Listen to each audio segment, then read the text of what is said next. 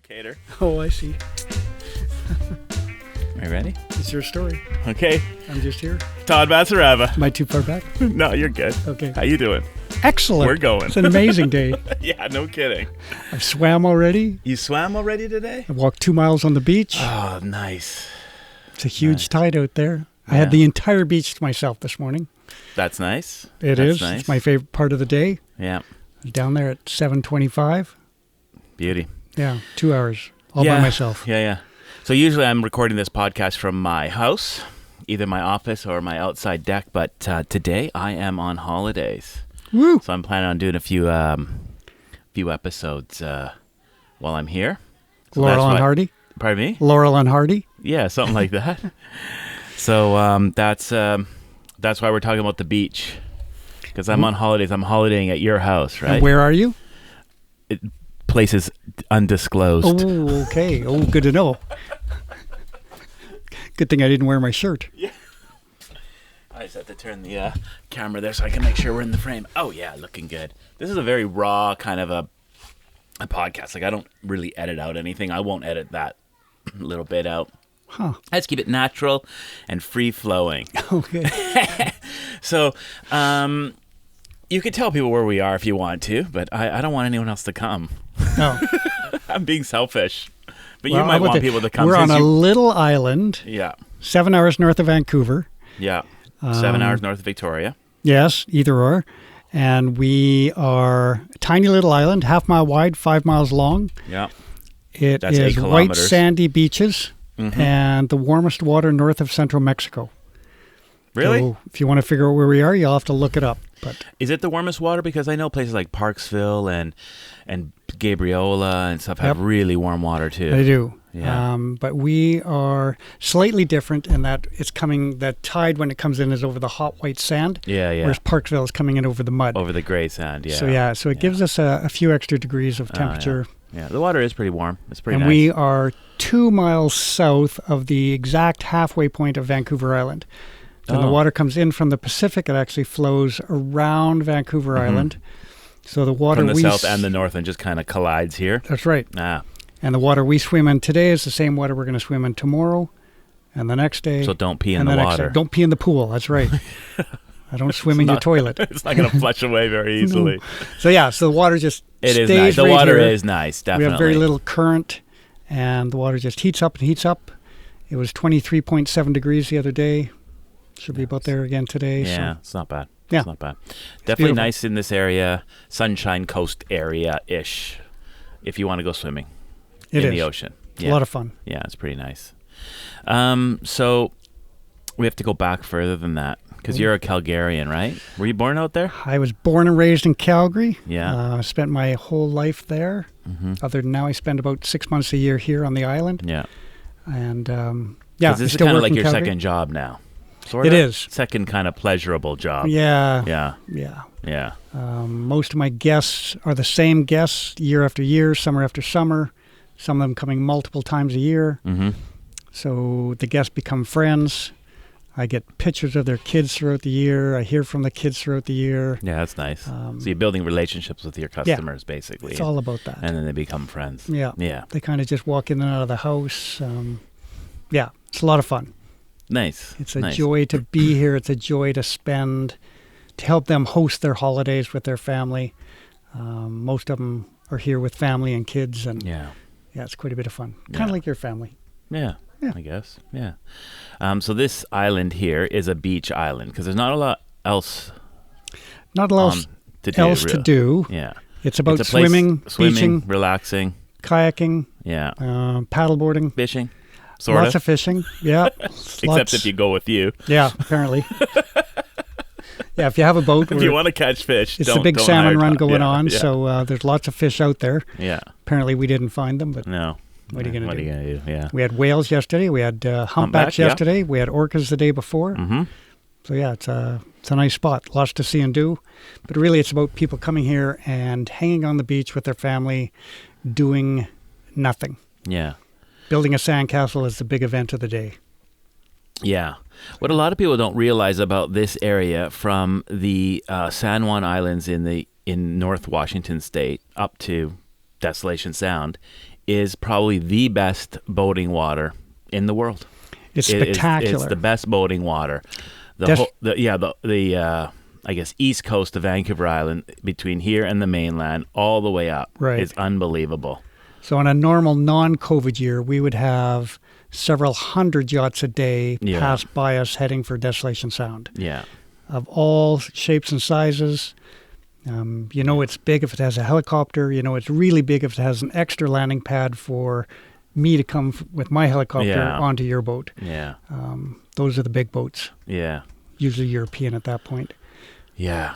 But yeah, it's a number one boating spot on the whole west coast of North America. It's amazing. Desolation Sound. Desolation Sound, yeah. Well, I know there's a lot of boating that happens around Victoria and, Salt Spring Island and then all the way up north. Because every boat that's going to Desolation Sound pretty much passes by Victoria to get there. Yep. Pretty much. Yep, they have to go past there. And they have to go or either right Vancouver or Victoria or past us. Yeah, and then right past you to get there. Yeah, it's pretty neat. Yeah, it's fun to watch them. I have an app so I can track them, see who they are, where they're coming from, where they're going, how big they are. Yeah, that's fun. Yeah, it's fun to look at. Yeah. The big boys. Yeah. So you're from Calgary. You were born and raised there, went to school there? Did everything there. Yeah. Elementary through university. Yeah. Oh, you went to university. Did my Bachelor of Science degree at USC. Yeah. And then... How's that school? Did you enjoy that school? USC? Yeah. I guess. I was on the ski race team there, so I raced for a couple years for USC. Yeah. School was school. Yeah. You're not a school type person. It's not your forte. Yeah, I'm happy to be done. Got my degree. Yeah. I'm out the door. Yeah. Made mom and dad happy, and I'm out of here. Exactly. Yeah. And what was the race ski team like? What was that about? So I raced downhill racing for junior high school, and then for USC. Oh, really? So I did slalom, giant slalom, and Super G and downhill. Yeah. So yeah, it was quite a bit of fun. Lots of good people.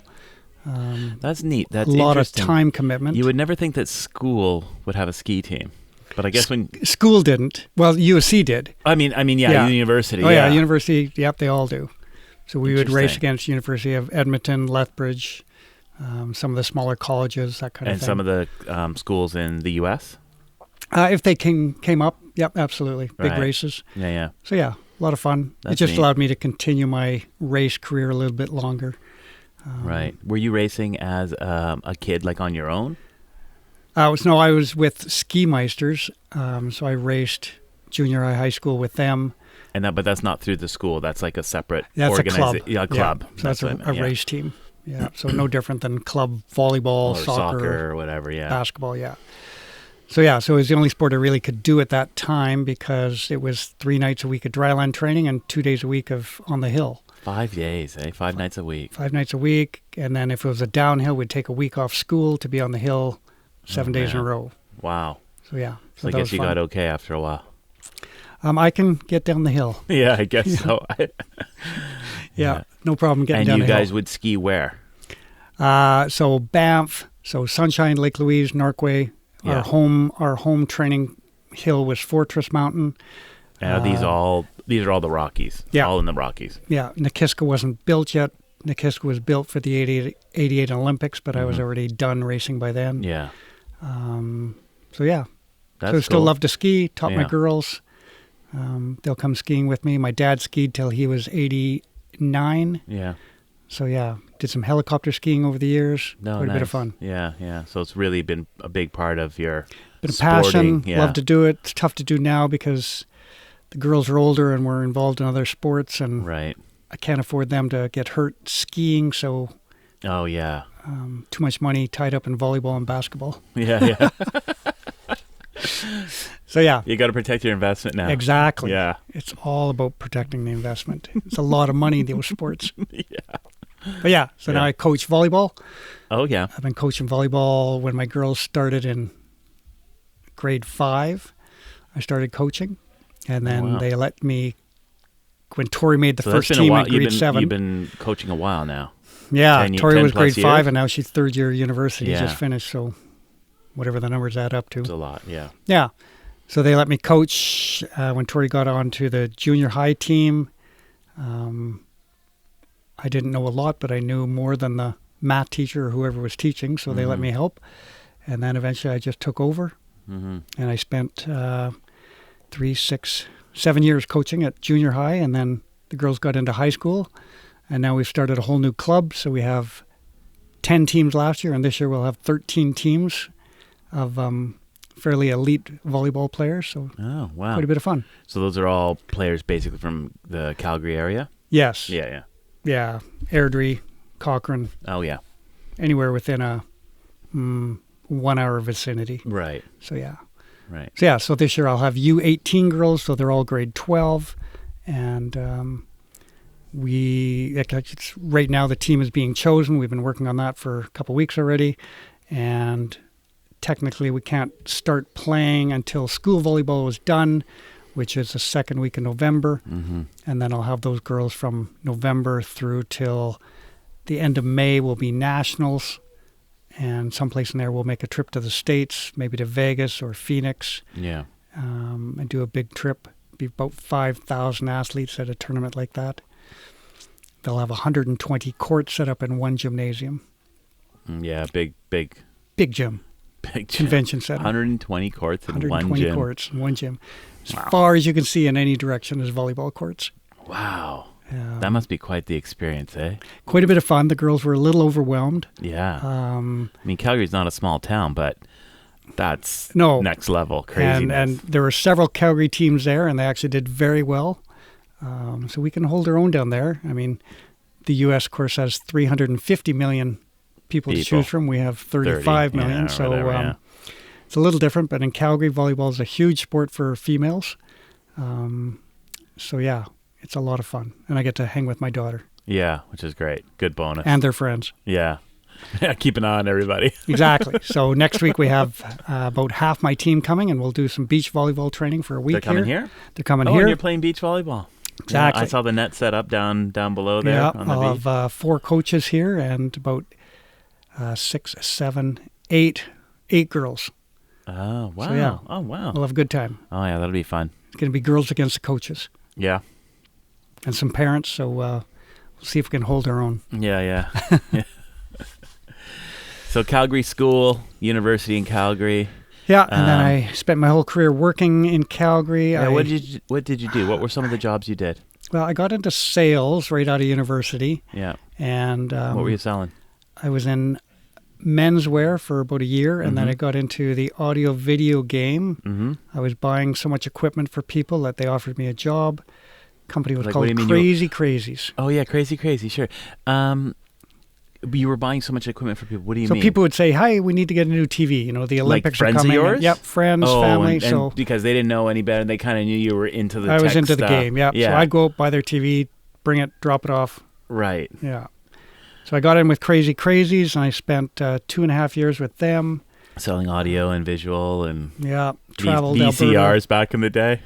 It was just when VCR started. Oh, right. Yeah. Funny. It was crazy. Yeah. We sold VHS, not Betamax. Yeah. Betamax was a Sony product only back then. Yeah. And it was fun. That's what killed Beta.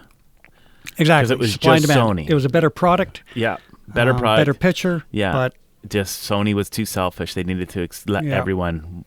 Yeah. Nobody else had it, and that was it. It died out. Yeah. But yeah, I got to work in Calgary, Lethbridge, Red Deer, and then I opened a new store in Grand Prairie. Oh, so you moved around a bit in that. And then I did the staff training, purchasing. So I got to travel to all the stores in Western Canada. And then I started doing some of their legal work. I did all their court cases.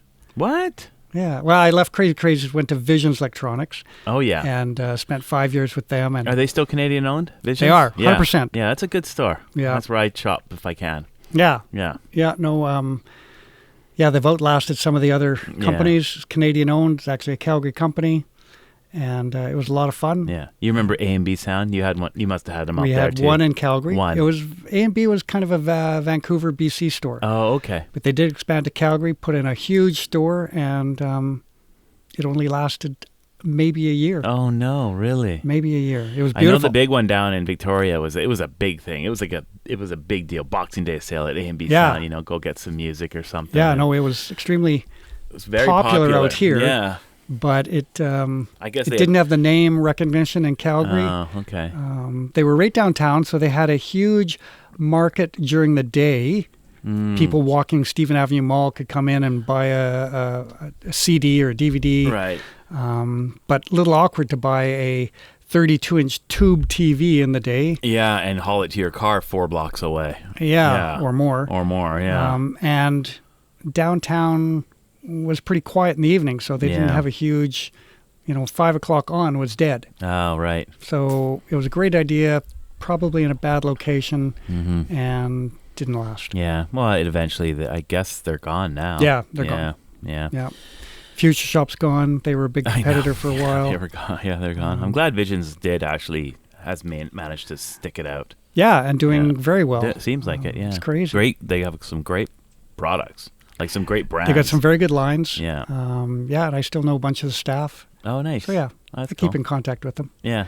So I did the audio video game for 7 years. Oh, wow. And then I got headhunted to a automotive company. And I did automotive What leasing. do you know about cars? I was always flipping cars. Became a hobby. Oh, yeah. Buy and sell. Buy and sell cars. And really it's just selling. Doesn't matter what the product is, you're just selling. You're just trying to Whether flip it be it a for cup of coffee, bucks. a cigar. Yeah. Or a car. Selling. Yeah. Yeah. So I did automotive leasing for 2 years. I was with one company as their manager for a year, and then I got headed to another company, and I started their leasing program in Calgary, and got it all set up. And then I spent 3 months doing a project for the Calgary Herald, doing a sales project for them. And by then we had our first daughter. So you've left the leasing company now? Like left the leasing company. Cars. Now I've gone to the newspaper industry. Yeah. Again, just set up a sales program for them, training the staff a little bit. Just on selling ads and whatnot for the paper? No, actually selling the paper. Oh, okay. How to get more people, sales of paper. Yeah, nothing to do with advertising. Physically, how do I get a newspaper into your hand? So how does that work? What's the strategy we set up a corporate thing, so getting newspapers into offices downtown, have a copy of the Calgary Herald in your waiting room. So they were big contracts, year-long contracts for offices. It wasn't selling to individuals. Right, where you drop off like 50 papers to one building or 100 papers or whatever it was. Right. So that was fun.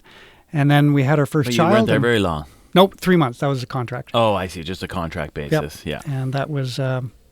work out okay? Yeah. Well, it was great. It was fun. I enjoyed the Calgary Herald. It was a great company. Could have stayed maybe. But by then we had a child and I never worked again. I became a stay-at-home dad. Oh, you did? Yep. I was flipping homes all this time. Never worked again. I've never had a paycheck since. You've never had a Never had a paycheck in 20 years. It's okay. I haven't had a paycheck in 25 years almost now. Amen. But hey, whatever. So I was flipping houses. I bought my first house in 1991, and I wondered how I'd ever own the house. Because at the time the bank owned the house, so I fixed it and flipped it. Let you live in it. Yeah, and bought another one. Yeah. Fixed it, flipped it, bought another one, fixed it, flipped it. Market was 91, so the market was kind of flat, right? It wasn't really rising like we're seeing lately. No, not like now. So you'd have to put the work in. Right. Sweat equity is what you were getting out of it. And I was way ahead of the game as far as, these shows of flipping houses. Yeah, Love It or List It or whatever. Yeah. So I was doing that long before that became everybody's before passion. It became popular, Yeah. So I'd work 9 to 5 on whatever job I was at, and then I'd work 7 till 2 in the morning on a house and get ready to sell. Yeah. And then flip the house and buy another one. You moved a lot? Did you live in a lot of them? I lived in all of them. Oh. Yeah. Big tax advantage to that. Yes, there is. Principal residence. Yeah. So I'd live in it while I was renovating it. Mm-hmm. So sometimes you never knew where you were sleeping at a night, depending what room was getting renovated. Yeah. But it was fun. And I had a pretty tight neighborhood that I bought in. So I knew every house. Oh, you were just in one little little pocket. Yeah. You get to know it well. And I had 3 houses on one street, 2 on another, all within a radius of 500 yards. Oh. So yeah. So I got to know the neighbors. Didn't matter which house I was in. I knew who was there. Yeah. And back in the day, it wasn't really an address. You knew the house by who the owner was. Oh, okay. So yeah, it was like, well, I just bought the Sleda house. Oh, right. That's how it was known. Yeah. So yeah, so that was a lot of fun, and eventually, my part-time job, my evening job, was paying more than working full-time, and had Tori, so we were going to stay at home. Yeah. So I stayed home, became the full-time dad. Yeah. When it was nap time, I napped. How long did your wife stay at home? She stayed for a while, I guess. Yeah. A year. Good or so? question. No, it wasn't that. I think you only had 4 or 5 months of maternity back then. Now it's a year, but it was less back then. Yeah, yeah. So yeah, she went back to work and I stayed home. Hilarious. So, yeah. I would drywall during the day, and if it was nap time, I'd nap with my baby, and then we'd get up and she'd help me draw on the drywall and write lines on there, and I'd cut it and put it up. So yeah, I was mainly doing cosmetic stuff, kitchens, bathrooms, paint, carpet, lights. Yeah. Lipstick. Yeah, that's how it started. Yeah. And then learned more and more as time went on, and now I'm not a plumber by trade, but I can redo all the plumbing, and had a partner who's an electrician, so we could redo all the electrical, the plumbing, and so now we can gut a house right down. Yeah. So what gave you the idea when you bought your first house to flip it? Did you buy that first house with the thinking that you were going to renovate it, sell it? Absolutely. So you did that. So what? This is 91. I know the housing market was not hot. It wasn't a thing people were doing. No. What gave you the kind of motivation to get into that business? Because I wanted to own the house. Oh, this was your plan, to own the house, to get out of a mortgage. Yeah. So yeah, worked out well. I don't know, maybe 20 houses. Yeah. And it was fun. Got to know lots of neighbors. Yeah. Got to learn lots about building. And got to learn a whole bunch about building stuff. I don't do any exterior stuff because it's Calgary. Yeah. So it's kind of all inside stuff, which was nice.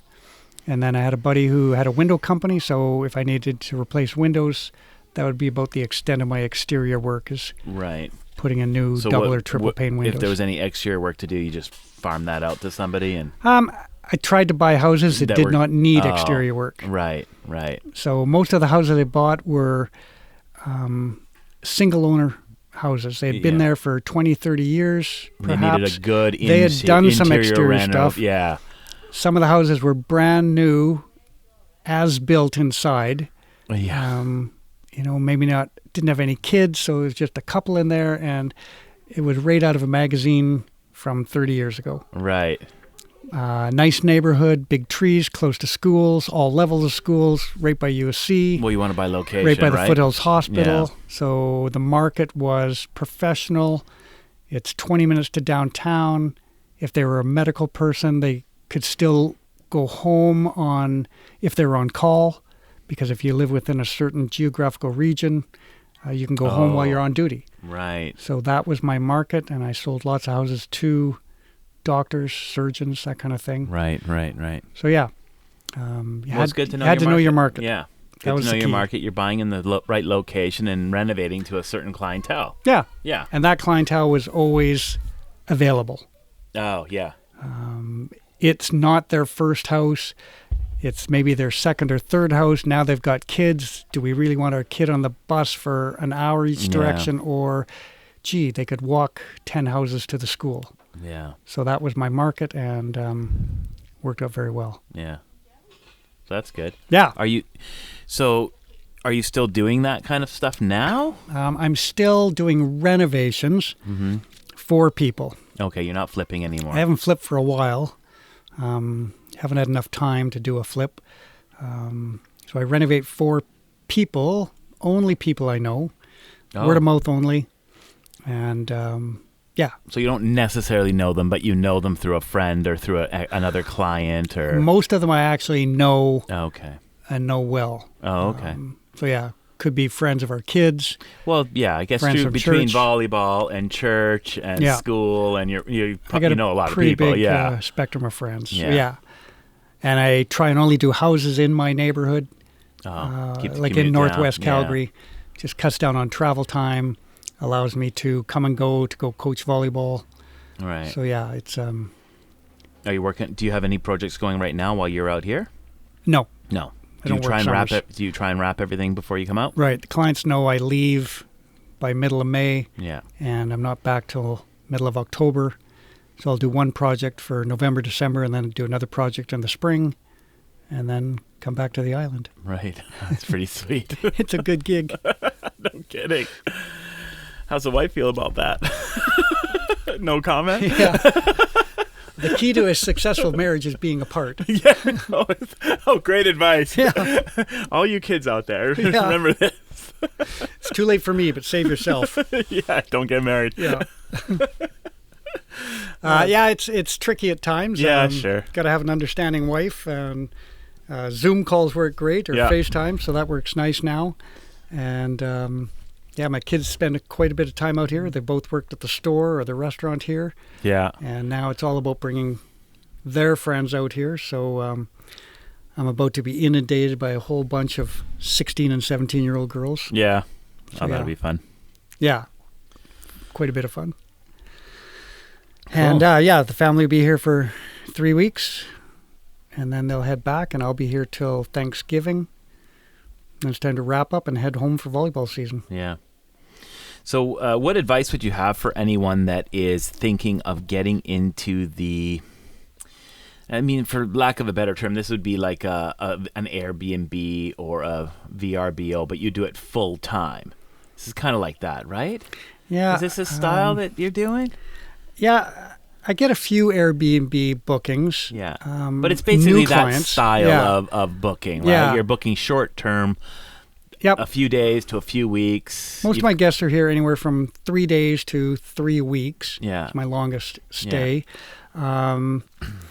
Getting to know your clients is key, and for me, I'm here with them. So lots of people just rent out their house so they never even meet their guest. Right. Whereas You're kind of like a host. I'm hosting. I'm here with them, taking them down to the beach. Making sure they know where to go. Yeah. I spend quite a bit of time with each of them. Maybe more than the average person would, but it's what I do. Yeah. And it's fun. That's your style. Yeah. Yeah. So someone wants to do, a vacation rental. In your case, you've got a main house with 4 cottages on the property. Yeah, so I can host up to, last night there was 23 of us here.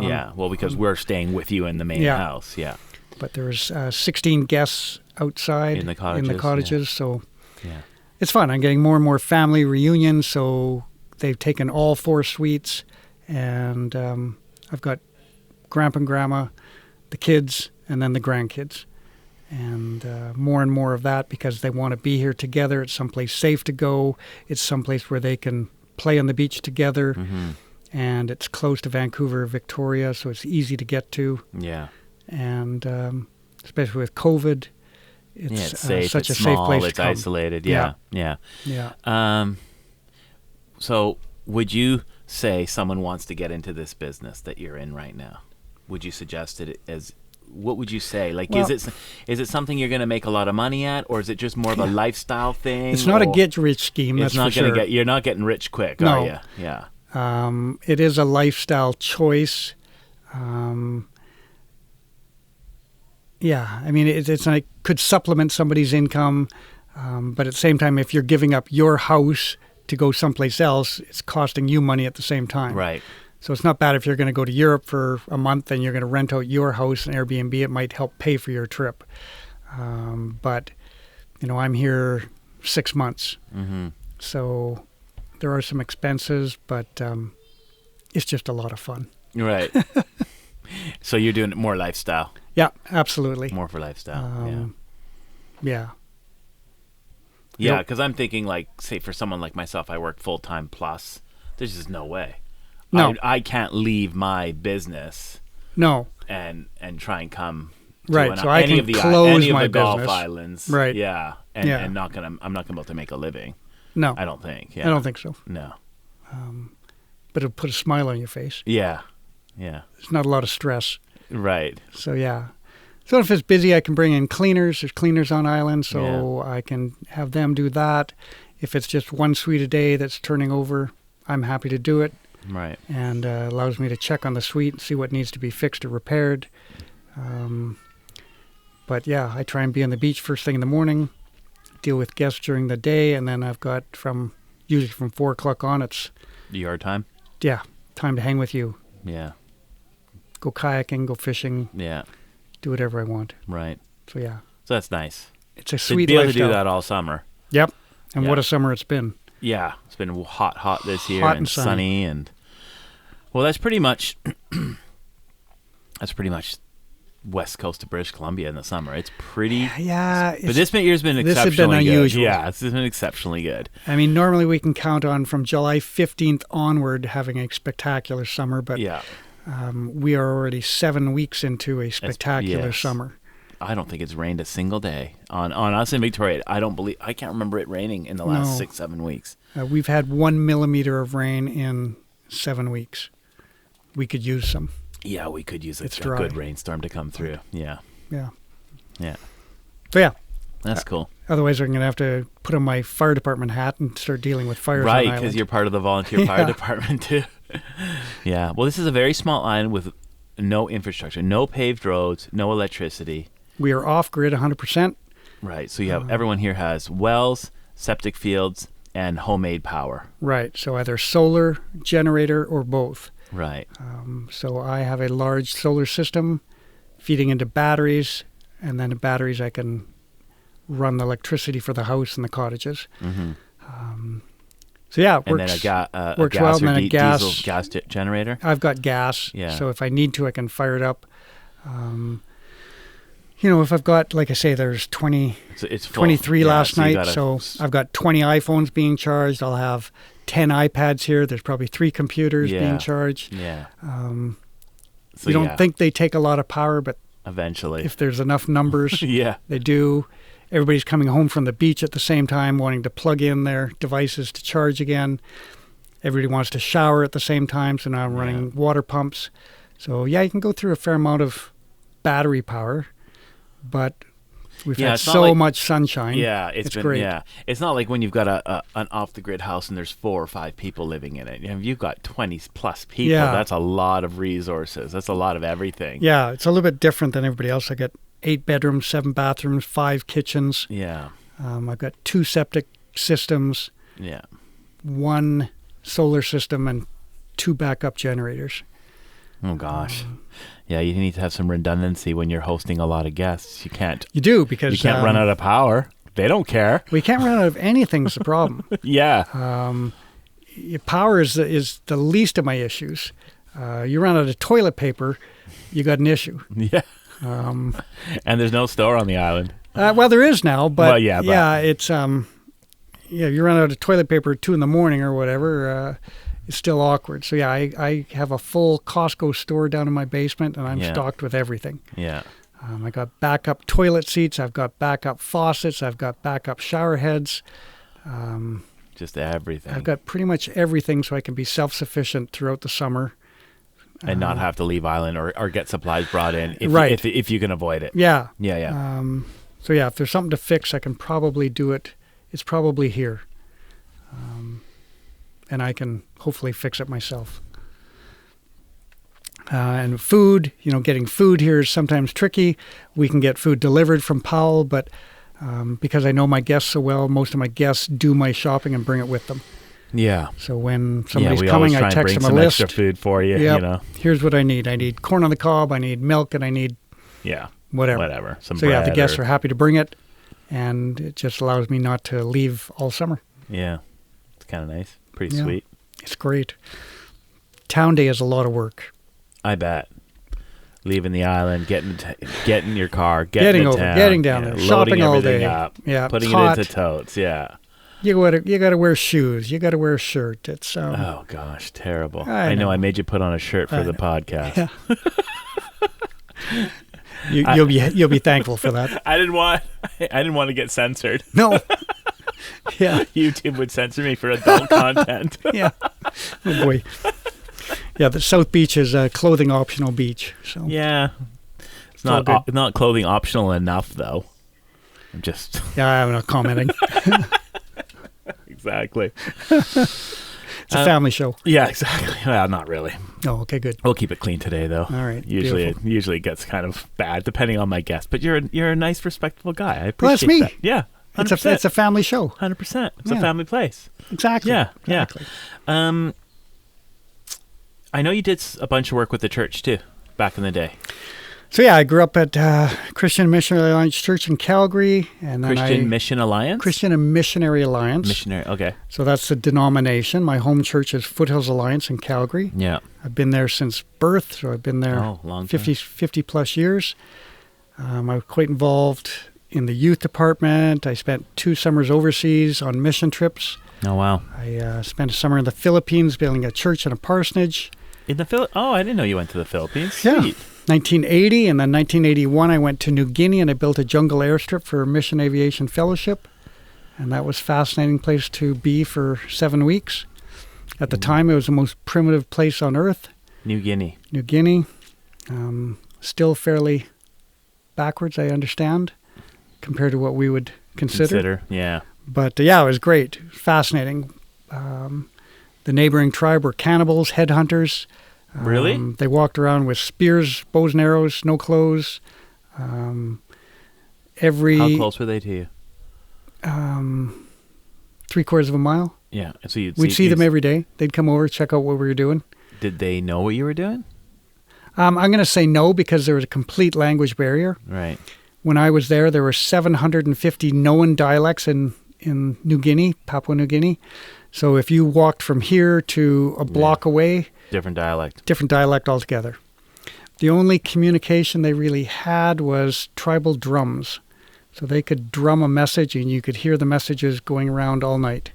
Really? Yeah, they would go from hilltop to hilltop to hilltop. So kind of like sending a message. So one person would hear it and then it would continue the Get noise it passed further. on. I have no idea what the messages were. Don't know how they interpreted the messages. It'd be like a Morse code system. But yeah, it was interesting to hear all night long. Wow. Sound travels much better at night than it does in day. So that's when they would send their messages. Right. And you say they were headhunters. Is that like a real thing? It was. What does that mean? What does that actually mean? So if they had a disagreement between neighboring tribes, they would... fight to the death? Pick somebody off. Really? Yeah. So they walked around. I came home with a variety of spears, and they would literally... What do you mean you came home with a variety of spears? So we would trade our clothes for some of their merchandise. In this case, bows and arrows and spears, because that's the only thing they owned. You were able to do that. I came home with quite a collection of spears. Okay, so hang on a second. Rewind. Did you go alone to do this? No, I was with 30 people. Oh, so 30. There had been 26 kids and 4 adults. And would you all go to trade with them? They were coming to us. Okay. Because they were coming to see what we were doing. We were the white face in a very dark country. You looked very different. So we were unusual. Yeah. And we were there working. They wanted to know what we were doing. We were working with pick and shovel and wheelbarrows and leveling a mountaintop to put in an airstrip. Right. And how did you guys get to trading? They just pull at your shirt and pretty much. Yeah. Yeah. We would point at something we wanted, and they would point at something that they wanted back from us. And so here's a shirt that says Adidas. They don't know what Adidas is, but it looked like a new bright color. Yeah, it was fun. And they would have a spear, and I wanted that spear. So yeah, it's just a barter system without language. Wow. Wow. That's sweet. So yeah, would the whole group of you go and do this trade? They would come to us. Oh, just like, so you guys were all there already. Yeah. And they would just come in. So we were living in tents. Right. And were you guys safe? Well, we didn't lose anybody. No disagreement. When we swam in the river, we had to be careful of crocodiles. We had to be careful of snakes in the jungle. And we had to be careful of headhunters at night.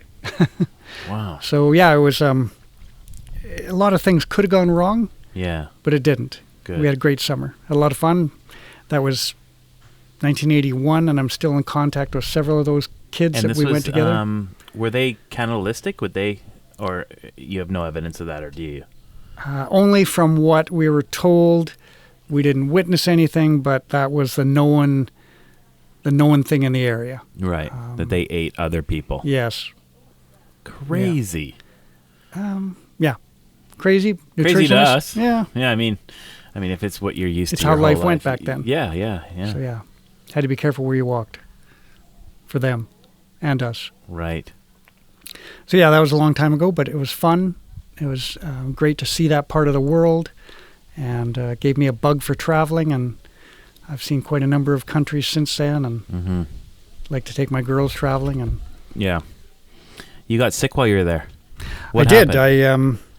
What did you guys do? Well, we took malaria pills, and the malaria pills we took were good for 7 different strains of malaria. Yeah.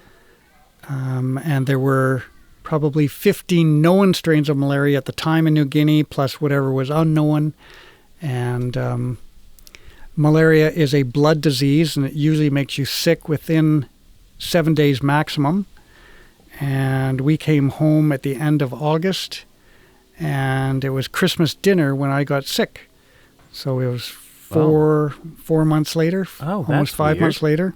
It just sat in you kind of dormant? It incubated in my blood, and then it showed itself. It showed itself, yeah.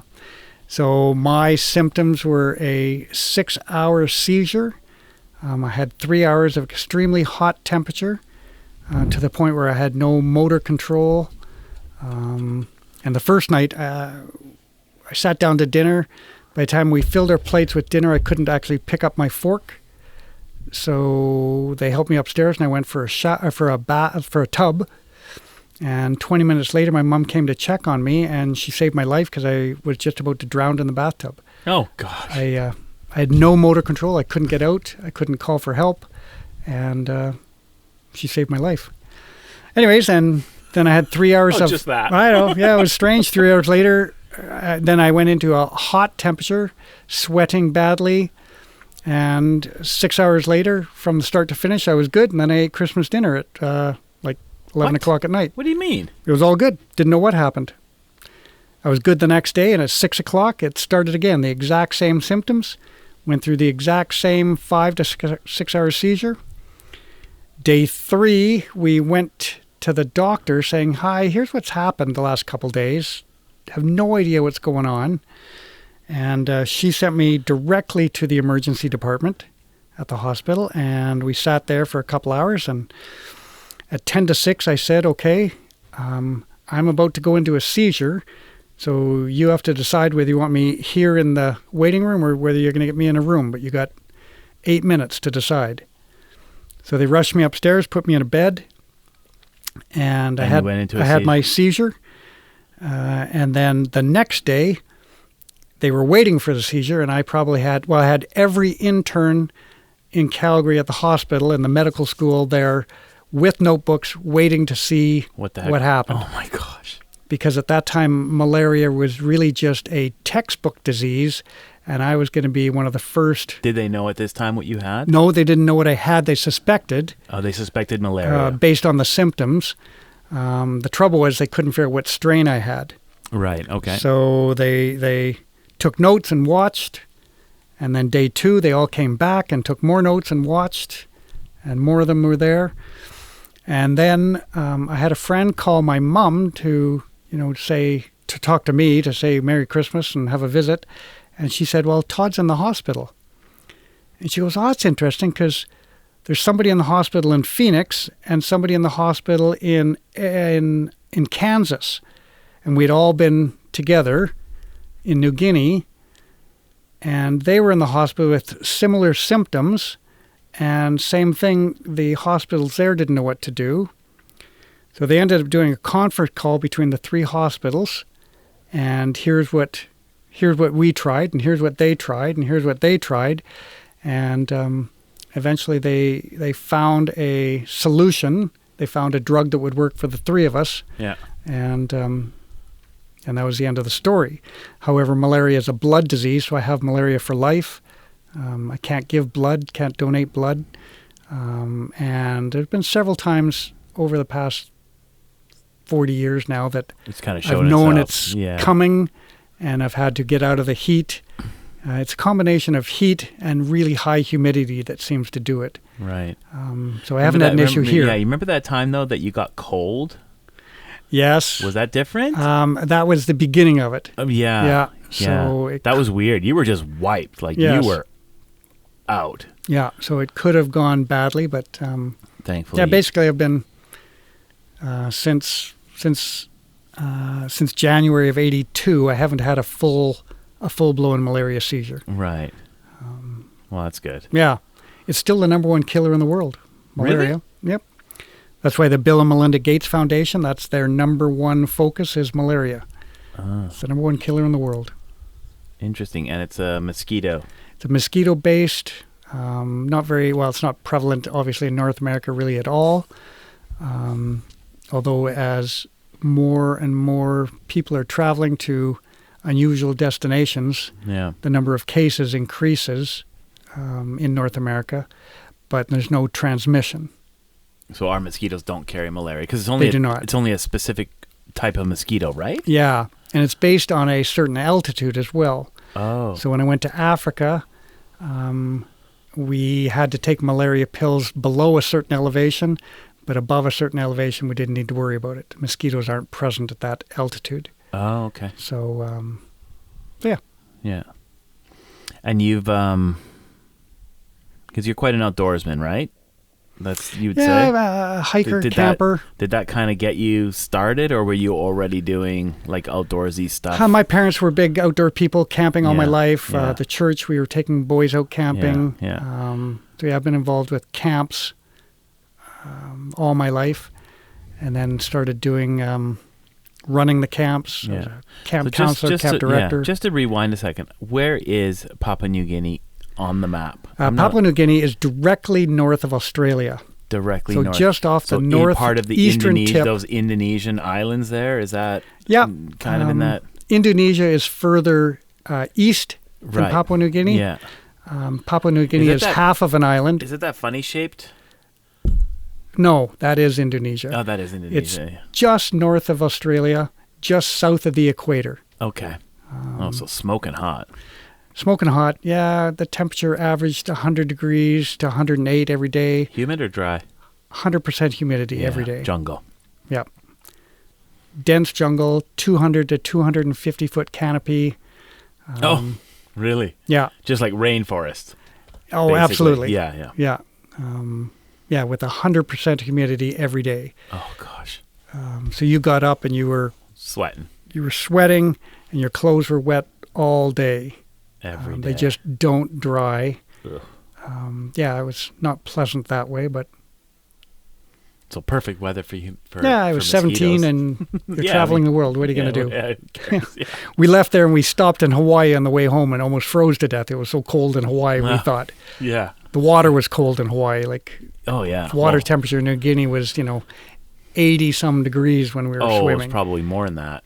Probably, I bet you, yeah. We got to Hawaii and it's beautiful, but we froze in the water. Yeah, no, Hawaii, the water's cold. If you're there in the wintertime, the water's cold in Hawaii. Yeah, well, this was end of August, so... Yeah.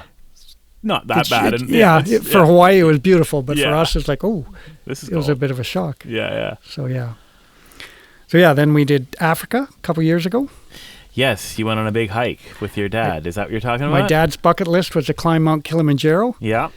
So we started planning that, and I ended up with a group of 11 people. 11 Canadians? 11 Canadians, most from Calgary, 8 from Calgary and 3 from the Toronto area. And Dad and I went over. We spent a couple days in London with friends there. Oh, yeah. And then we went to Nairobi, and we had friends there. So we spent 3-4 nights in Nairobi getting a tour of that area. They were missionary doctors.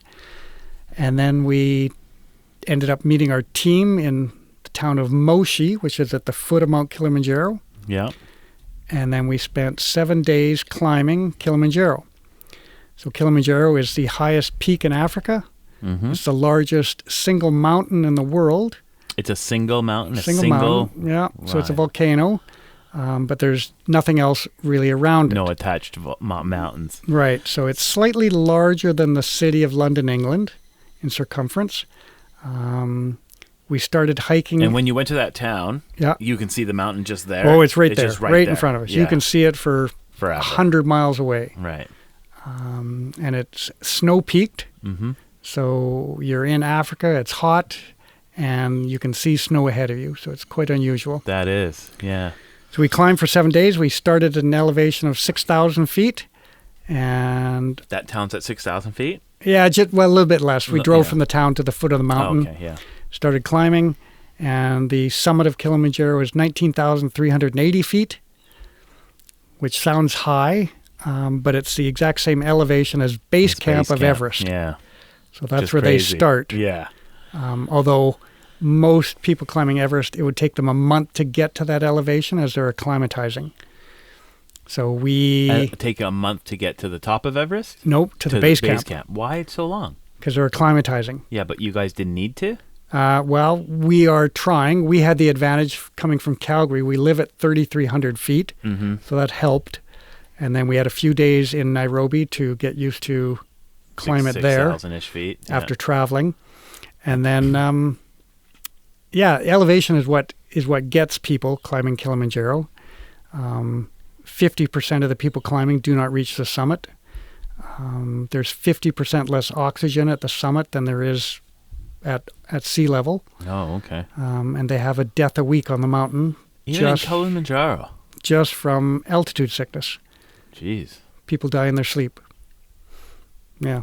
It's not like Everest where you're falling into a crevasse or freezing to death. They simply go to sleep and they don't wake up. Wow. But anyway, we had a great time. Loved it. Didn't lose anybody. My dad made it to the summit. He was 77 and 2 months old at the time. He became the oldest Canadian ever to get to the summit. He was the oldest male at the time to get to the summit ever. And he was the oldest person that year to get to the summit. And he held that record for several years until a 84-year-old American male beat him. And my dad wanted to go back and reclaim his record, but we talked him out of that. Oh, yeah? Yeah. Really? Yeah, but he's still the oldest Canadian to get to the summit of Kilimanjaro. So, And that's Ken. That's Ken, my dad, yeah. Ken Basaraba. Yeah, so you can look that up, I guess, right? Probably look it up somewhere, Wikipedia or something. Yeah, so we had fun, and then we did a 3-day safari in Africa after our climb, and absolutely loved Africa, loved the animals, loved the people. It was so interesting. We were amongst the Maasai people. They look just like how I pictured them in a National Geographic magazine. Still standing there with their hair done and the same clothing we saw as kids in National Geographic. The only difference was they had a cell phone around their neck. And Africa had better cell service than we do in North America. Is that right? They have more cell towers because they never had landlines, really. Oh, so that's their infrastructure. So they blanketed the continent with cell towers, and every little tribal guy has a cell phone. It's so funny. That is funny. Yeah, worked good. We had cell coverage right to the roof of Africa. When we got to the summit, we called home. On Kilimanjaro? Yeah. Are you kidding me? Yeah. So it was fun. Wow. What kind of preparation do you need to do to do that climb? Money. Sorry. Yeah, you need money. It's expensive. Yeah. But you really can't do anything. It's a hike. It's a hike. It's not. You can't climbing. Really prepare for altitude sickness. Oh, you can't. There's no amount of cardio you're going to do at sea level that's going to prepare you for. That's right. 20,000 feet. Some of the most fit people I know didn't make it. Just because they couldn't handle the altitude. And it might be how they couldn't handle the altitude that day. Oh. So Sir Edmund Hillary, the first man to climb Everest, didn't make Kilimanjaro. Oh.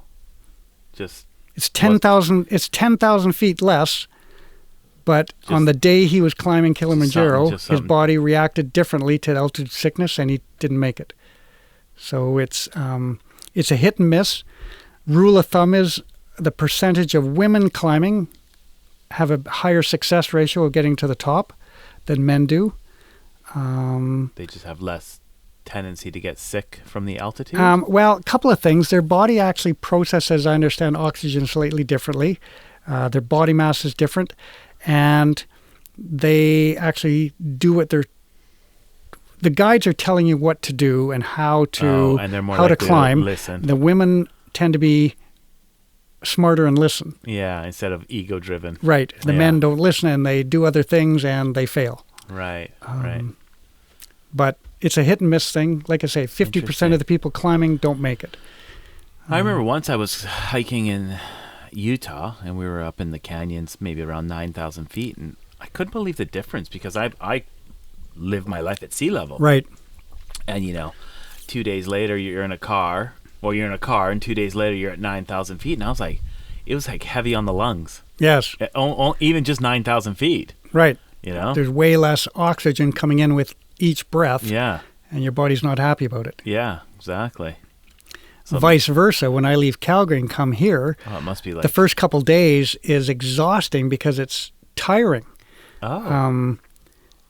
Because now there's so much oxygen and the air is considerably heavier than we have at Calgary. Yeah. The first couple days can be, and I find with my friends and family that come from Calgary, same thing. that first 2 days can be early nights to bed. Huh. Yeah. Interesting. Yeah. It's just what your body gets used to. Yeah. Yeah. Yeah, it's cool. I've heard that before. I've heard, you come from the coast, you go to Banff or something, and people are just wiped because they're not used to it. Right. You're working in Banff and you come from Whistler or something. Right. It's like, forget it. No. Big difference. And you think of sport teams that are going to Colorado, they're going to Denver, so now they're a mile high. Yeah. So a football team that's coming from San Diego at sea level and going to Denver to play a game. At 3,500 feet, whatever it is. 5,000 feet? Yeah. 5250 I think is a mile. Oh, okay. So so it's up there. So those teams don't show up just the day before the game. No. They need a few days to get set up. But they're professional. Yeah. They're getting paid big bucks. They can afford to spend a week getting used to it. Oh, well. So, that's cool that you guys did Kilimanjaro, made it, and it was fabulous. I've sent 5 groups since. Oh, really? So I gave a number of talks afterwards, giving presentations on Africa and our trip. Yeah. And so I sent 5 groups. So you gotta bring cash because I'm sure it's expensive. You need guides. You gotta fly to Africa first of all, which is super expensive and not easy to do. Well, actually, the flights are easy. You have to fly through London, though, right? We flew through London because we chose to go to London. Okay. Actually, the simplest route is to fly KLM to Amsterdam and Amsterdam right to the town of Moshi. Oh. Okay, they have a huge percentage of people taking that route. Okay. It's easy, and the plane is right there. Okay. We chose to go through London because I have friends in London, Yeah. and my dad had not been to London. So we did a bunch of touristy things there and had some fun. Nice. And then we wanted to go to Nairobi to spend time with our friends there. Yeah. So that was important. Yeah. So for us, a group of 11 climbers, we had a guide, 2 assistant guides, a cook, like a head cook, 3 assistant cooks, and I think about 35 porters. Oh my gosh. Lots of staff. So they're carrying everything. So almost 50 people. We were a group of 50. Okay. And some of the porters, you don't even see them because they are actually going up and down from camp to camp, bringing up fresh food every day. So they're not even staying at the camp. They're simply meeting us at the next camp with a backpack full of fresh chicken or eggs or whatever they're bringing. The other guys, the other porters are taking down camp, carrying it to the next location, setting it back up, and when we show up, it's all set up. They beat you there? Yes. So what the guide is trying to do is to slow us down. And we would also not take the most direct route. Okay. The rule of thumb is to climb high and sleep low every day. Okay. So we would physically start at a camp at an elevation, let's say, of 10,000 feet. We might climb up to 14,000 feet and then sleep again at 12,000 feet or even come all the way back down to 10,000 feet. But we're going around the mountain, so we're going up and back down. But we've come around, and then we're going to go around further, go up and down. So you're trying to acclimatize your body by climbing high during the day and then coming back down to sleep low. Interesting. Whereas the porters are just going directly camp A to B. Yeah. Well, they're used to it. Yeah. Although they get sick too. Oh, really? Because they're living at 5,000 feet. So still for them to come up to 19,000 feet, It's a lot. it could be a bad day. Right. And the body might not react the same. Jeez Louise. So Crazy. yeah. And being a guide in Kilimanjaro is a very well-paying job. It would be, be like being a doctor or a lawyer here in North America. Like it's it's a big deal. It's a big job. It's, there's a lot of people under you. There's a lot of responsibility. Yeah. You've got whole, 50 lives that are dependent on you Yeah. to get through the day. There's no way off the mountain. It's too high for a helicopter, so you can't get a medevac in. So they have stretchers on a monopod, on a wheel. Okay. So Like a wheelbarrow you a down. wheelbarrow with one wheel. So if you get injured badly, that's the way down. Most commonly, it's how they bring the body down. Yeah. Somebody who's passed away. Yeah. But yeah, we were thankful and lucky and got away well. Yeah. That's good. And we had a 100% success ratio, That's amazing. all 11. Beauty. And the goal is to be at the roof of Africa for sunrise. Oh, so you're hiking up at night. So that's the one thing we hadn't practiced was climbing at night. So yeah, we started at midnight. The temperature was minus 30 when we started that night. So it was cold, obviously, minus 30. So we had, I think I had 4 layers on below and 5 layers up top. And then we're doing switchbacks in the dark and you're wearing a headlamp. And we're started at 16,500 feet. Oh, so that's a big climb that day. Right. We got to get to 19,380. And the goal is to be at about 19,000 feet for sunrise. And we were just shy of that. My dad had a little struggle hiking at night. Mm-hmm.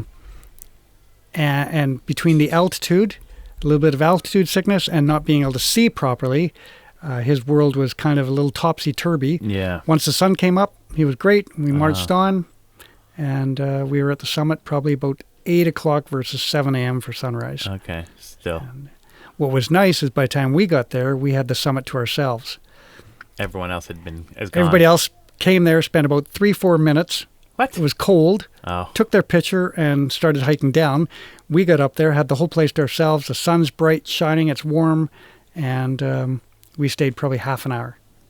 So yeah, it was great. But yeah, that was the hiccup, is that the temperature range was plus 30 to minus 30. Oh, it got that warm in the day. Yeah, well, when we started at 6,000 feet, it's plus 30. Oh, right. And at 16,000 feet, it was minus 30. A lot of gear. Yeah. So it's all about smart layering. Yeah. Warm sleeping bags, that kind of thing. So yeah, you got to have a toque, you got to have gloves, long underwear. They make sure that you've got all the right gear. Well, really, you're responsible for yourself. Okay. So that's the preparation. That's so what you got to think ahead. Yeah. Yep. When we went, there was 500 companies climbing Kilimanjaro. So you got to pick and choose who you want to climb with. Oh, did you guys choose a company then? Right. Right. Okay. Yeah. So I did all the research on that, what their success ratio is. You can do the Cadillac version, or you can do the Volkswagen version. Yeah. So there's a big price range as well. And there's, I think there's 7 different routes to get to the top of Kilimanjaro. Oh, okay. So you can go anywhere from a 5-day route to a 9-day route. So again, a little bit more expensive, but giving you more time to acclimatize. Going slower is probably better odds. Going slower is better odds. Right. So we took a 6-day climb, bought an extra day, and turned it into a 7-day, and 100% success ratio. Yeah, so worth it. Good investment. Yeah. And yeah, I mean, you want to make it. If you're there was no rush. Yeah. Like, happy to spend an extra day on Kilimanjaro. Like, yeah, it was so cool. Yeah. Oh, that's a beaut. Yeah, it was spectacular. The view is phenomenal. Oh, I can only imagine. You must be able to see all the way to the ocean, I guess. Not quite. Not quite. but pretty close. So you're looking over Kenya, you're looking over Tanzania. Yeah, it was beautiful. Anyways, that was Africa. Yeah. It was fun. Yeah, I bet. And where'd you go to safari? So we went to 3 different game preserves, all within Tanzania. Okay. And each one was kind of different as far as what animals we might see. Probably the highlight was Ngorongoro Crater. So that is an extinct volcano. It's about almost a perfect circle, 20 miles in diameter. Big one. Big one. Yeah. Yep. The walls of the crater are roughly 1,500 feet high. So the animals that are inside the crater spend their entire life there. Oh, they can't get out.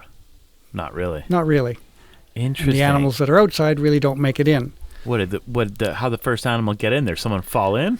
Well, perhaps. But at the same time, over the years, certain animals have been brought in. There was farms set up way back in the past. In the crater. In the crater. Right. That's like when you go to Diamond Head, I think, in Hawaii. There's a farm in the bottom. Yeah. Yeah. It's so weird. There's a whole ecosystem there. We saw basically all the big 7 animals, other than we couldn't find the rhinoceros that day. In the crater? In the crater. Seriously? So we had the elephants, the giraffe, the lions. We saw a lion make a kill, and then... Are you serious? In their wild, natural habitat? Like Absolutely. It's not a zoo? No. Yeah, it's not a zoo. Wow. Yeah, it was probably the best day.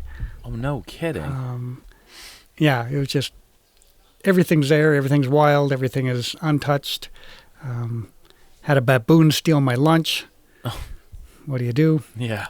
But yeah, it was a good day. A lot of good memories. Yeah. Yeah. Yeah, I'd recommend it. So what for are the anybody. big 6 animals? Big 6, did you say? I think it's 7. So 7? Lion. Yeah. Elephant. Rhinoceros. Giraffe. Yeah. Buffalo. Okay. What else is there? Cheetah, I think. One more. Yeah. I'm sorry to put you on the spot. I'm missing one. Yep. Yeah. I have to look it up. We'll have to look it up later. Yeah. Someone can put it in the comments. Yeah, there we go. Yeah. So we saw them all but the rhino that day. Just couldn't track it down. Crazy. I mean, it's a big area. Yeah. Yeah. Well, 20 mile 20 crater. miles. It's huge. Yeah. So, but yeah, great day. Yeah, that sounds amazing. Yeah, I'd love to go on safari just to see those animals and. Yeah, great picture taking. Yeah. And yeah, just to see them in their natural habitat and to see the whole circle of life. Yeah. Yeah, I mean, what did the lion eat? Do you remember? I took down a Cape buffalo that day. Wow. Heat of the day. So when we caught up to it, it was just sitting there, too hot to eat. Just resting. Yeah. Yeah. It would probably sit there for several hours, waiting to eat. Hopefully in the cooler part of the night. Trying to fend off other animals wanting to get to it. Yeah. So. It's amazing. Yeah, it was fun.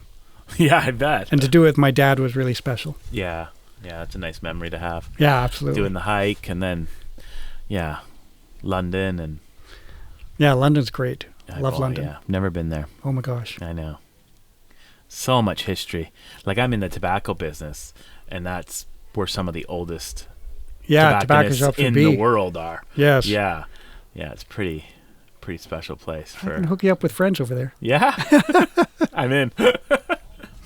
Yeah. There you go. Love to go to the Dunhill shop in St. James. Yes. Yeah. JJ Fox is there in the St. James area as well. It's I don't know how old they are now. 200 years maybe? Not quite, but they're up there. I bet. They're old. Yeah. Yeah. Yeah. Over there, 200 years is almost nothing. brand new. Yeah. It's like a modern building. Yeah. I don't know how old it is, but it might be 200 years now. I can't remember, but it's old. I think they're the oldest, like cigar type store. Oh, okay. Cool. Yeah. Well, we went 18 months ago over there, and we spent New Year's in a house that the kitchen portion of the house was 500 years old. Oh. Outstanding. Yeah. It's crazy. Yeah, it's unreal. I mean, we're renovating or tearing down a house that's 50 years old, and yeah, here. Oh, that's old for here. 50 Yeah, year old yeah, house, that's old. Yeah, over there it's like they haven't even finished it. Yeah. Well, exactly. Well, when everything's built out of stone and very different. they can last. Yeah. Yeah, they can't last here. Those pyramids have been around for a while. Yeah, that's right. That's my bucket list. Is going to Egypt? Egypt, the Great Pyramid. Yeah. Haven't got there It's yet. Unbelievable. One of my employees is from Libya. Oh. And he's been to Egypt. He says it's unbelievable. Yeah, love to. Yeah, he says it's really great. That whole part of the world is amazing. It's a shame that there's so much unrest there all the time, but yeah, it's a little tricky to get to. A little dangerous. Yeah, I would love to go to Syria when if things were stable. It would be a wonderful place to visit. The big market, the open air market, 5,000-year-old market, continuously running. Yeah, crazy. Yeah, it would be amazing to do that. One day Things will settle down and get better, and I'm going. We'll go. Yeah, I'll go with you. All right, we'll go together. That'll be awesome. We taking wives and kids, or no? Okay, good. Not a chance. Sorry, that was sorry, wife. I'll take you. I like going to places and eating street food and stuff. My wife, she won't touch that stuff. I've eaten street food in Mexico. Oh, really? Oh, yeah. It's dangerous, but it's okay. It's still worth here. the risk. Very good. Nice. What else can I tell you? What do you want to know? You got lots to tell me, I'm sure. No, I got nothing. Tell me about some of the stuff you did with the church and bringing kids camping and stuff. What would you guys do there? You've told me some of these stories before, because you were like a youth. So I've worked with youth for years. Yeah. And because I know kids are kind of like important to you. It's kind of like your thing. Yeah, I mean, I had lots of people invest into my life. Experiences. Yeah. So I'm happy to turn around and pay it back. Yeah. So I've been camp counselor, I've been camp maintenance, camp director. I still take groups out. And where do you take them? You're still in Calgary, so where do you guys in Alberta, well, I have two different camps that I can go to. So I have Camp Camisol, which is our denomination-owned camp, or I have Camp Teepee Pole, which is part of Christian Service Brigade. So I quite often will rent that camp and take groups out there. And I've got six A-frame cottages that I can sleep 15 to 18 people in each one. Oh, wow. So if I need to take a big group out, I can. Yeah. I've taken my daughter's high school class out there. You've taken your dad out there too, right? Yeah, or my dad's taken me. Oh, and then your dad even took you before that. Oh, yeah. I've been going there since I was 8. Oh, very nice. So lots of time with my family out there. So what are the kind of what does that whole trip look like? Like what's the idea behind it? Well, mainly it's based on food. Nice. Eating and survival. Okay. So we do lots of winter camping out there, where it might be -20 to -30. We've been there at -40, which is. But you're still sleeping like indoors. Yeah, we're in cottages. Each cottage has power. No power. Okay. But it has a wood-burning furnace in it, a wood-burning fireplace. So it's a fireplace, like an airtight stove, like a wood stove. Yeah, no, it's not airtight. Those are too expensive. Oh, okay. Be nice, but yeah. So. And even before we had those, sometimes we'd take a flamethrower and have it in the cottage to heat it up. A flamethrower. If anybody's listening from insurance, we never did that, but yeah. Like what kind of a flamethrower? So like a torch on that you would put a roof on, or yes, like a propane or do your tank. driveway. So a propane tank with a torch that's shooting a flame 5 to 6 feet long. That'll warm things up quick. Yes. The tricky part is there was only 2.5 feet between the bunks to shoot that flame down. Oh, yeah. Trying not to melt a sleeping bag or a child in the sleeping bag. Yeah. But that was a long time ago. Now we have stoves. Yeah. So, yeah. And so we're teaching these kids how to survive in a winter camp, how to build a fire, teaching them how to cook. We found that food was always important for camping, good food. We don't go out with pork and beans and a hot dog. We serve steak, lobster, pork loin. So yeah, when my group comes camping, they eat well. Mm-hmm. Nice. A well-fed child or adult is a happy camper. Nice. So you guys, were you cooking that like on? I've got a full kitchen there. So but it's like a wood-powered kitchen. No, so there's electricity, but not to the cottages. Oh, okay. But so there's like a main hall. I got a main hall. I got a full, call it commercial kitchen. So I've got ovens, big grill to cook on. But we actually cook most of our food on the open fire. Oh, okay. I'd way rather have a steak cooked on the grill than I would like on the fire grill than on a grill inside the kitchen. Yeah, or whatever. So yeah, teaching the kids how to light a fire, how much work it is to get the right bed of coals to cook a nice steak. Yeah. Yeah. That's kind of fun. Teaching them how to make a salad, perhaps. Surprising what a high school student doesn't know how to do. Yeah. May not have ever made a meal at home. That's right. So you're teaching them the whole things around food handling, safety, preparation, and survival out in the bush. Yeah. A lot of fun. And then we get to go hiking. Like if it's a summer camp, we'll go hiking. If it's a winter camp, we might have snowmobiles. Oh, neat. We've cleared the river to ice, like cleared the snow off the ice, and then cut a hole in the ice and gone swimming. It's a little chilly, but it's fun. Do you have a big fire somewhere right up? We have done that as well, to have a fire with a plasticized roof around it and made a sauna out of it. Yeah. But it might be minus 20 and you're sliding on the ice into a bathtub of ice cold water and then jumping into a sauna. That's fun. It is. Again, an insurance nightmare, so we never did that. Yeah.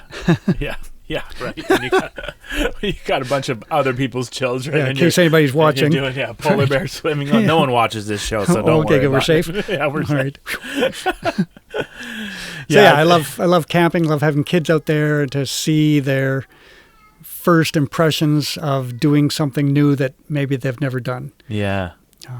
A swinging bridge, building a fire, cooking a meal. Memories that probably may last a lifetime for them. Yeah. So. Oh, yeah, that's great stuff. And you've been doing that quite a few times. You've talked about doing it. Yeah, I've been running camps for years. 25 years. Yeah, and do you do it annually? More than once a year? What's... I run a certain group I take every 2 years in February. There's a whole group I take out there. Yeah. And then I did the high school camps for a couple of years. I'll go anytime somebody asks. I'm happy to do it. Oh, yeah? I love it. So, yeah.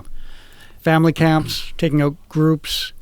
Then taking out kids from the church as well? Or is that... Yeah. Yeah. And lots of non-church kids. Yeah. So it's a whole new world for them. Yeah.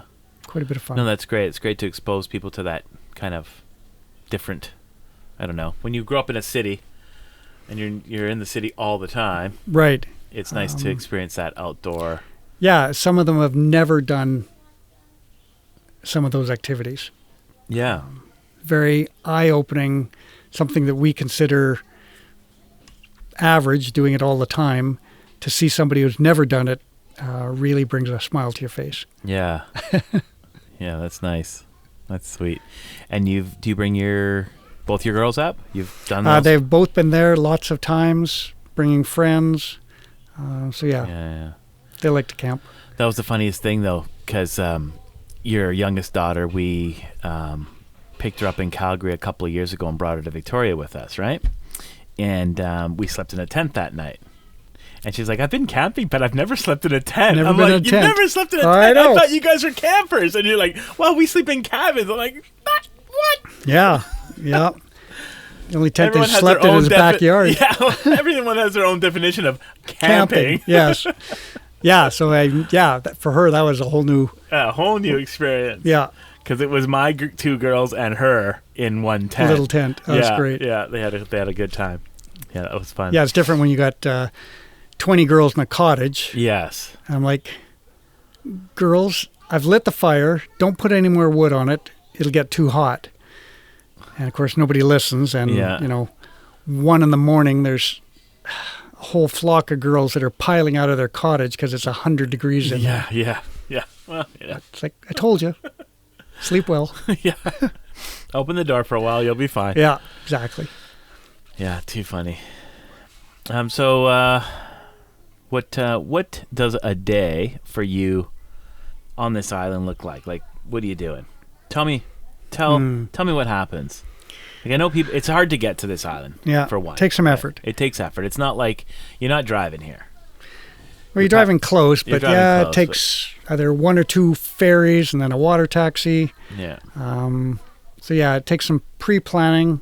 You got to figure out your food, your drinks. Yeah, because you can drink our water, but basically everything you need is coming with it. Your water's delicious, by the way. It is super cold, very tasty, very clean. Yeah, it's not heavy like a lot of well water can be. No, it's not. It's very drinkable. It's great. So my day, I get up early. I like to be on the beach before anybody else. Yeah, I can have a window of time, maybe 2 hours where I can be on the beach by myself, make some phone calls, have a coffee. Yeah. And so you're having your coffee, you're answering your emails down there. And go for a swim. Yeah. So, yeah. And then I got to be back by 9 a.m. because if I have guests departing, they might be on a 9:30 water taxi. So I got to be up, load them up in the car. Yeah. So you take guests down to take them down to the wharf. The wharf. Say goodbye. Yeah. And then then I've got another window of time to clean the suite. Yeah. And then the next guests probably arrive at 2 o'clock or 3 o'clock. Go back down there, pick them up, check them in. And then by 4 or 5 o'clock, the day's my own again. Mm-hmm. And now I can go back to a beach or hang out with friends or about to be a beach volleyball. Yeah. So, yeah. Yeah. You still have a lot of maintenance to do all the time. Because is the weather hard on buildings here? Or is it kind of like is it a little harsher here, or can't be harsher than Alberta though? Well, yeah, the salt air is brutal on everything. So you are getting the salt air, right? So I'm replacing siding, I'm replacing windows, decks. It just definitely has a shorter lifespan here than what I'm used to in Calgary. Okay. So there's always something to do, especially when you got 8 bedrooms, 7 bathrooms, 5 kitchens. There's always something needs to be fixed. Yeah. But, if I can get away with 2 to 3 hours of work a day, it's a pretty good day. 2 to 3 hours of work total? Yeah, clean a suite. I don't consider running a guest down to the wharf or picking them up work. Yeah. Like work you're talking about cleaning or repairing or that kind of thing. work. Yeah. And then, dinner time, then sunset, got to take guests down to sunset. Yeah. And then dock jumping. Yeah. So that's a big thing. Usually have to lead them by the hand to get them to jump off the dock. Yeah. Kids or adults. Yeah. But so I love doing it, so I'm happy to go. Exactly. You're always in there. So the bioluminescent, right? Bioluminescent algae. We have that here. We have it here. Yeah. It's based on water temperature, air temperature, and we also need darkness. So ideally a new moon or no moon. No moon at all. So you can today see we're 3 days away from full moon, so we're not going to get great. It might be there, but it'd be hard to see, is what you're saying? It'd be hard to see because there's just too much moonlight. Yes. It's going to be a clear night, so it's bright out at night, so we're not going to see it. Whereas 2 weeks ago when there was no moon, it was beautiful. Okay, so my first experience with jumping into the water, I had seen the bioluminescent algae before in Victoria. Yes. On the seashore. Like, it happens in the summer there too. Absolutely. But you're just not, I'm just not at the beach at night that often, right? I'm at home at night. But anyway, so here we went dock jumping. It's like 1 a.m. or something, and the algae was out. And I explained to people that I've gone swimming and dock jumping into the bioluminescent algae. I'm saying that right? It's bioluminescent? Yep, bioluminescence. Okay. Algae at night, and they were like, "What's that like?" And I said, "The closest I can describe it to is like being in the Avatar movie." Exactly. Right? It is absolutely mesmerizing. It is unbelievable. So if you ever have a chance to play in that stuff, it is unbelievable. So the the fall to the water wasn't that high that night. It was maybe 15 or so feet. Right. And we had cracked a couple of glow sticks. Glow sticks so you could see the water surface because it is black. There is no light whatsoever. No light pollution at all.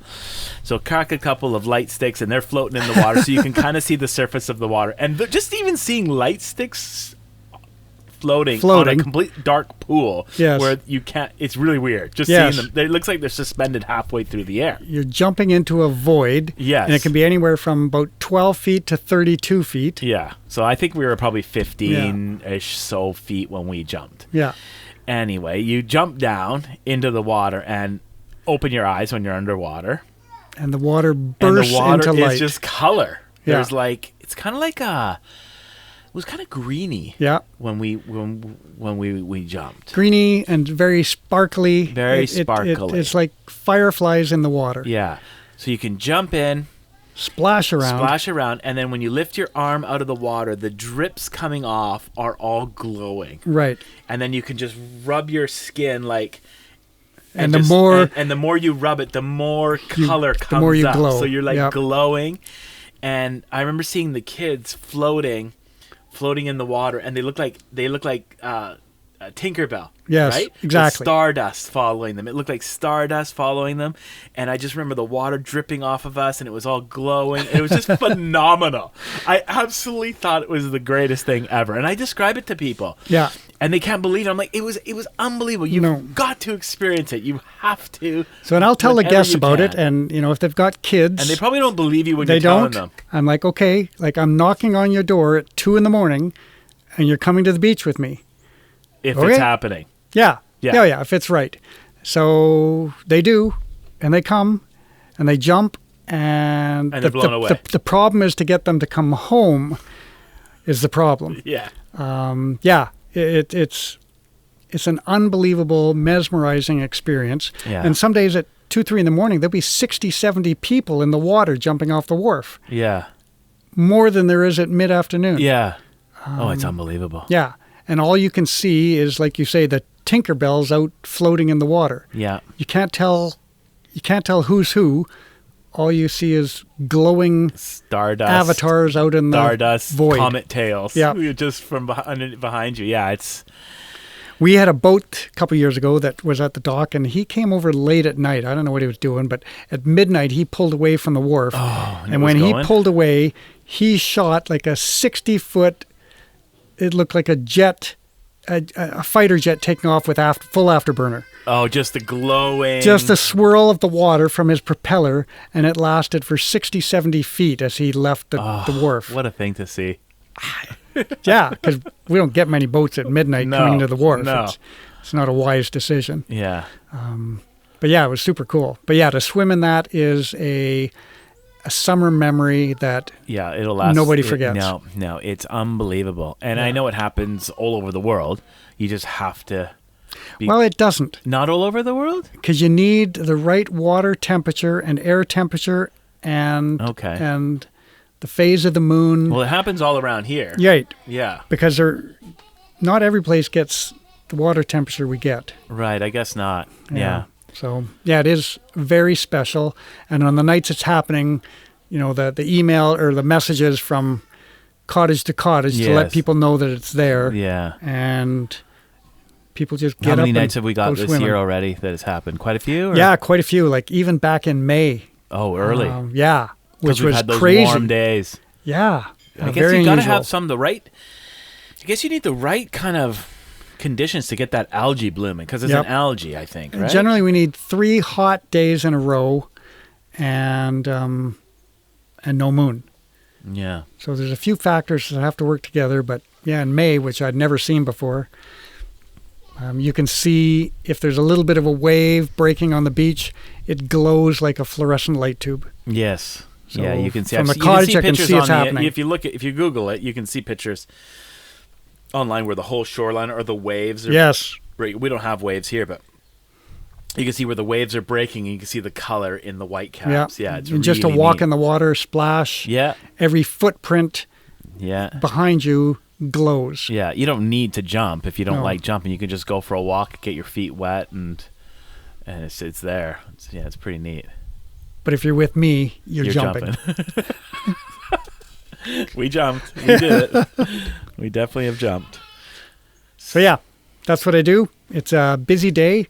My days start at usually out of the house at 7 a.m. Yeah, I like to be on the beach by 7, and if we're going till 2 a.m. dock jumping, So be it. That's a full day. Yeah. And then 7 a.m. we're back on a beach again. Yeah. So yeah, it's a good summer. Yeah, that's what I enjoy. Like, I like lakes and stuff. We've got beautiful lakes on the island, and I really enjoy going to the lakes. They're warm, they're clean, they're beautiful. But I really enjoy the openness of the ocean beach walks here. It's a different kind of a thing. A beach is an ocean beach. It's just so is big. Different than a lake beach. Well, we don't have lake beaches. Right.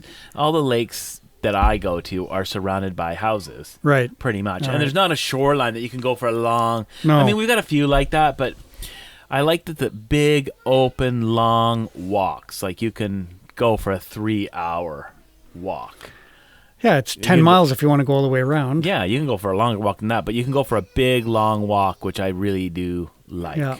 And an ocean beach is different every day because you don't know what's washed up over the night. Yeah, and you have the tides and... Looking for beach glass or shells or logs. Yeah. Or... just whatever. You never know. Yeah, stuff's always being washed in, washed out. The tides are different heights.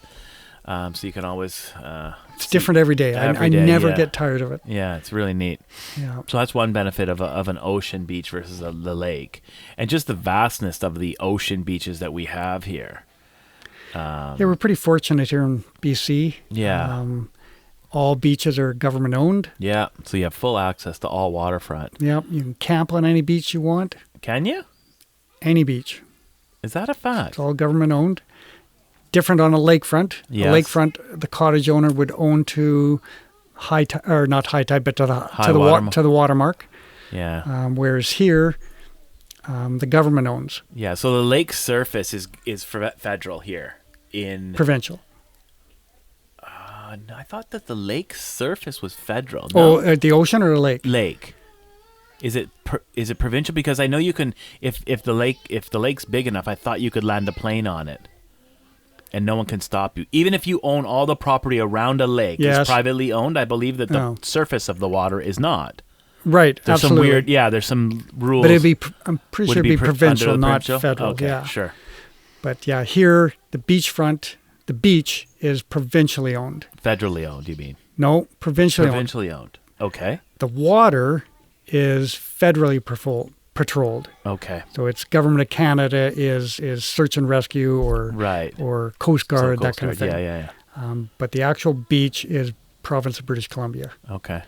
So you can camp anywhere. Yeah. You can't have a fire. Can't have fires, but depending on the time of year. So right now we're on a 100% fire ban. Yeah. But you can camp anywhere. We'll be on a 100% fire ban. We're like just past mid-July now. We'll be 100% fire ban until October 15th. Yes. In the province. Right. Yeah. Because basically they want to start raining before they let you have a fire. And the next step would be extreme, which means we couldn't have a lawnmower, a chainsaw, anything that is gas engine that produces a spark. That happens in the... Like, my buddy's a logger. Oh, yeah. So he says, in the bush, they close us down. They've shut us down. Yep. Too hot. Yep. So they can't even run chainsaws out there. Too dangerous. So just the heat from the blade, from the chain going through the tree can light things on fire. Yeah, crazy. Yeah. Almost burnt my house down like that. Did I tell you that? During construction? No. Yeah. Not me. My builder, when he used was using a miter saw. But he wasn't cutting the wood cross grain. He was cutting it with the grain. He had to slice the chunk up. And it was really struggling to get through. And I could smell smoke. And in the garage, full of dust. And there was a smoldering ember in the sawdust. It was just going. Extremely flammable. Very, very dangerous. So that's just the heat of the friction caused that. I mean, it was it was the middle of a summer hot day, super dry. All the wood everything was dry. So it's got away lucky. Yeah. Sometimes even guys on their dirt bikes and stuff will cause a fire. Yes. You got a little backfire or a hot muffler or something. Yeah, it could start pretty a fire. Common. Yeah. So you want to be careful. Huh. Yeah. And you can hear in the background, we are at the beach house. Yeah. You can hear kids playing. You can hear dogs barking. Usually I'm in a really quiet studio. This is the real thing. This is the real thing, yeah. We got eagles overhead. Yeah. Oh, yeah. For sure. Yeah, it's amazing. Let's go to the beach. Yeah? Don't you think? Well, we should be probably heading out pretty quick, eh? Got kids down there. Yeah. Any last thing you want to touch on, bud? No, pleasure to have you here. Quite a bit of fun. Thanks for having me on the show. Thanks for being on the show. Yeah. I appreciate it. Hope you had enjoyed. Yeah. With the shutdowns and stuff, it's been very, very difficult to get guests. So I haven't had a show in a few months now. Wow. So yeah. Well, no one would come over. Huh. Right? We're kind of on lockdown, Oh, yeah, lockdown. Right. Lockdown, isolation, and whatnot. So no one would come over, had a bunch of cancellations, and actually we just mutually canceled. The last one I did, I had a big beard, so that's all gone now. Yeah. Yeah. I said I was shaving, so next time they see me, Excellent. I'd be clean. As clean as And I like the cleaner look. Oh, yeah, that was glorious. Oh, Did my you see gosh. that, All right. Well, it was a pleasure. Thanks for having me. Yeah, if you like our talks, you can be on my show. Subscribe, like it, hit the bell notification, keep the show going. That'd be great. Thanks so much for joining us. Thank you. Cheers, buddy. Come again. Right. Let's go to the beach. All right, we're going. Okay, bye.